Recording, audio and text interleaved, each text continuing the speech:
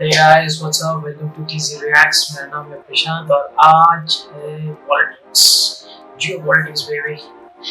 मजाक कर रहा हूँ। ट्रम्प वर्सेस मोदी चल रहा है यहाँ पे अभी। ट्रम्प और मोदी का झगड़ा चल रहा है। इसमें लगाएंगे आग और डालेंगे नमक, फिर करेंगे थोड़ा मजा। ट्रम्प बाबुआ मोदी से गुंडा लगता है। मुझे भी अच्छा लगता है जियो पॉलिटिक्स के ऊपर में टॉपिक करना, लेकिन मैं इतना नहीं कर सकता कैसे बाहर वही में तो रूल्स रेगुलेशंस ये वो सही गलत ये वो, लेकिन चलो I am interested in this topic और आरजे रौनक कर रहा है तो और भी मजा आने वाला है। तो चलिए वीडियो शुरू करते हैं। आरजे रौनक की तरफ से Trump versus Modi India US relationship reset. Politics देखकर पूरी दुनिया यही बोल रही है, पता है क्या? अरे मुझे चक्कर आने लग गया अब। मतलब गिरगिट ने भी दुनिया भर के पॉलिटिकल लीडर्स के सामने हाथ जोड़ लिए हैं। गिरगिट समाज डरा हुआ है और ये कह रहा है कि हमारे 7 जनरेशन ने भी इतने रंग नहीं बदले जितना दुनिया भर के प्रधानमंत्री और राष्ट्रपति बदलते रहते हैं। सही बात। मतलब कौन किसके साथ गले मिलता है और कब किसके पीठ पीछे बुराई करता है समझ ही नहीं आता। लेकिन वर्ल्ड लीडर्स में भी ट्रम्प चचा जो है ना, डोनाल्ड जी, वो ऐसे हैं जिनको देखकर पूरा गिरगिट समाज डरा हुआ है और कह रहा है कि ट्रम्प चचा आप हमारे लीडर बन जाओ गिरगिटों के। गजब बेइज्जती है। मतलब आपके जितने भी रंग हैं उतने तो स्केच पेन के डिब्बे में भी नहीं होते। कभी आप इंडिया के ऊपर टैरिफ लगाते हो ये बोलकर कि इंडिया रशिया से तेल खरीद रहा है, फिर आप उसी रशिया के पुतिन साहब से मिल लेते हो और फिर पुतिन साहब आपका ऐसे काट के चले जाते हैं जैसे मोहल्ले के लौंडों का लड़कियां काट के चली जाती हैं।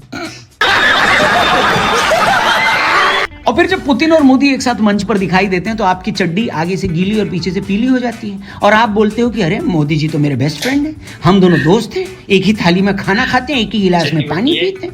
अरे मतलब हमने तो ये सुना था कि पॉलिटिक्स में कोई परमानेंट दोस्त या दुश्मन नहीं होता परमानेंट, लेकिन लोगों के पास दिमाग तो होता है ना चचा। अब जब ट्रम्प ने वापस से मोदी को अपना जिगरी यार बता दिया है तो आइए जरा इस वीडियो में ये समझते हैं कि इंडिया अमेरिका के रिश्ते खराब क्यों हुए और क्या ट्रम्प की लेटेस्ट स्टेटमेंट के बाद इंडिया अमेरिका वापस से दोस्त बनेंगे। US President Donald Trump made a U-turn, calling India-US relationship special.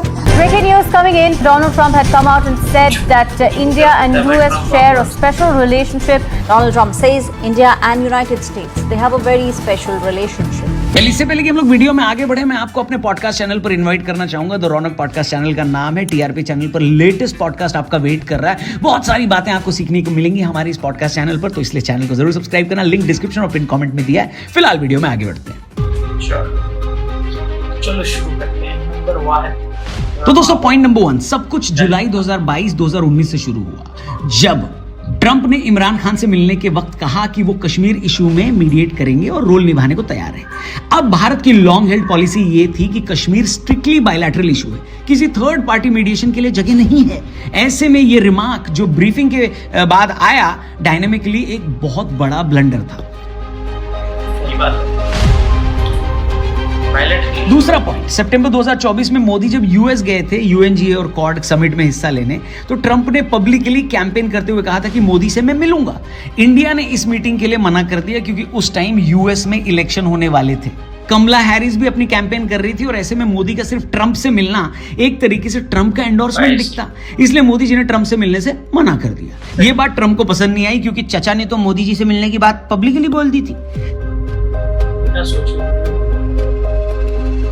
तीसरा पॉइंट, ऑपरेशन सिंदूर के कॉन्टेक्स्ट में जब इंडिया ने पहलगाम में हुए आतंकी हमले के बाद तुरंत कार्रवाई की और सीज फायर इंडिया पाकिस्तान सीधे नेगोशिएशन से हुआ, तो ट्रंप क्रेडिट लेने बीच में आ गए। उनने बोला कि भाई सीज फायर हमने कराया, भारत ने साफ इनकार कर दिया।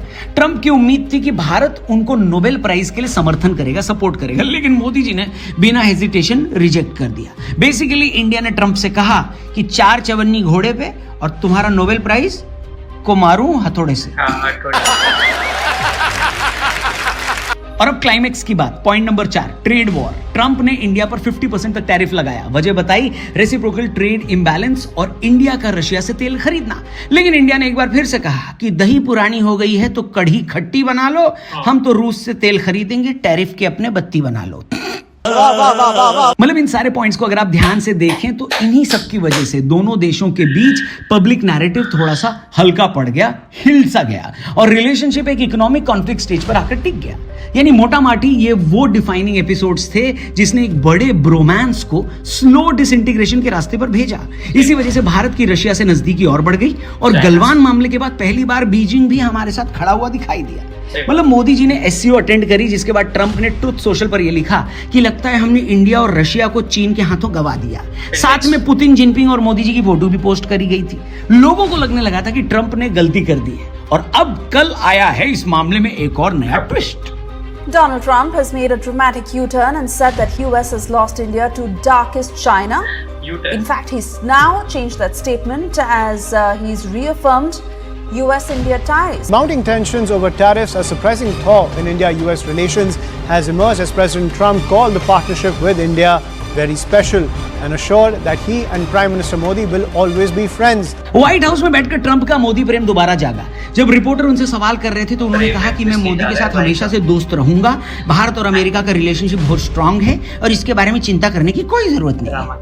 I'll always be friends with Modi. He's great. Prime Minister, he's great. India and the United States have a special relationship.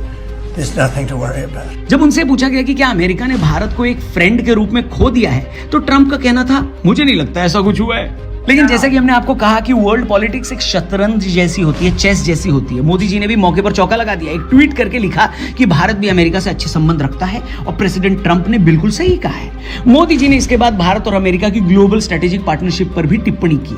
अब लोग कह रहे हैं कि जब ट्रंप टैरिफ लगा रहा था, इंडिया को डेड इकोनॉमी बता रहा था, ऑपरेशन सिंदूर में सीज फायर करने का क्रेडिट ले रहा था, तब तो मोदी जी ने कुछ नहीं कहा। अब अचानक से एक तारीफ पर ट्वीट कर दिया। ऐसे लोगों से मैं कहना चाहूंगा कि दोस्तों, रोम एक दिन में नहीं बना था। समझ रहे हो? इंडिया अमेरिका की रिलेशनशिप को एक रीसेट की जरूरत है और आज का जियोपॉलिटिक्स बहुत ही अलग है। ऐसे में हम आपको कुछ पॉइंट्स में ये बताते हैं कि इंडिया अमेरिका के रिश्ते क्या रीसेट हो पाएंगे। तो सबसे पहले ऑप्टिक्स मैटर करते हैं। ट्रंप ऑप्टिक्स और बड़े इवेंट्स के मास्टर हैं। मोदी भी पब्लिक रैलीज और ग्रैंड स्टेज के लिए फेमस है। क्वाड एक ऐसा स्टेज है जो दोनों को स्पॉटलाइट देता है। चाइना फैक्टर एक इंपॉर्टेंट फैक्टर है। दोनों लीडर्स जानते हैं कि चाइना को अकेले टैकल करना मुश्किल है, कोलैबोरेशन ही रास्ता है। इसके अलावा ट्रंप डील मेकर हैं। ट्रेड ऑफ स्पेस की बात हो रही है, मोदी भी प्रैक्टिकल अप्रोच रखते हैं। ट्रेड डिस्प्यूट पर बार्गेनिंग हो सकती है। और चौथी बात, इंडियन अमेरिकन वोट बैंक। जी हाँ, ट्रंप को अगर दोबारा इलेक्शन कॉन्टेस्ट करना है और सत्ता में आना है तो इंडियन डायस्पोरा का सपोर्ट चाहिए होगा।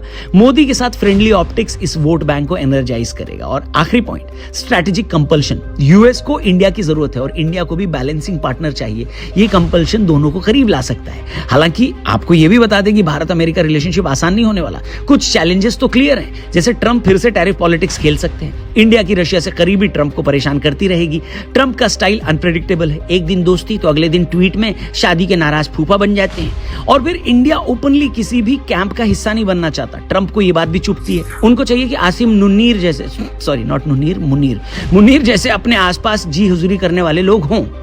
तुमसे ना हो पाएगा। मतलब अगर पॉलिटिक्स को छोड़ दें तो दोनों लीडर्स की पर्सनल केमिस्ट्री काफी यूनिक है। मोदी जी की स्टाइल करिश्मेटिक है, ट्रंप भी फ्लैम्बॉयंट है। दोनों बड़े क्राउड से कनेक्ट करना जानते हैं। दोनों अपने देशों में नेशनलिस्ट नैरेटिव को स्ट्रांग रखते हैं। ये पर्सनल सिमिलैरिटीज उनके बीच दोस्ती का नेचुरल ब्रिज बनाती है। यही कारण है कि चैलेंजेस होने के बावजूद ये दोस्ती पूरी तरह खत्म नहीं हुई, बस थोड़ी पॉज मोड में चली गई है।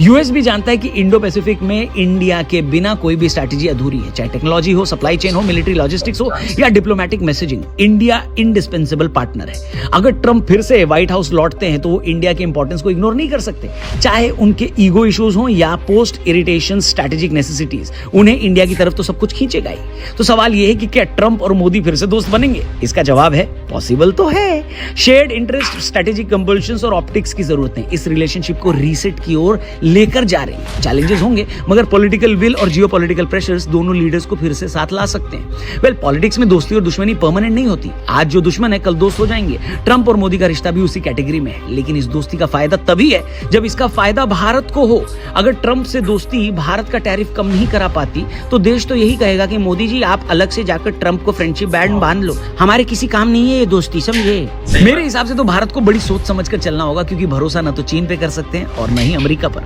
आपका ट्रंप के लेटेस्ट मूव पर क्या कहना है? मेरा तो यही कहना है भाई कि इंडिया को खुद से डेवलप करना चाहिए, इसके ऊपर भरोसा नहीं रखना चाहिए, क्योंकि यूएसए अपने बेनिफिट्स के लिए यूज कर रहे हैं और चाइना अपने बेनिफिट्स के लिए यूज कर रहे हैं। और नोबेल पीस प्राइज के बारे में नोबेल पीस प्राइज और नोबेल पीस प्राइज उसने हिस्ट्री बहुत डाल दिया, दुनिया वो आदमी को वेट कर रही है जिसने ये बनाया, तो उसको मालूम चला कि दुनिया मुझे वेट कर रही है, तो उसने एक अपना जितना भी पैसा था, जितना भी उसके पास प्रॉपर्टी वगैरह था, वो सब दे के उसने ये बोला कि मेरे नाम पे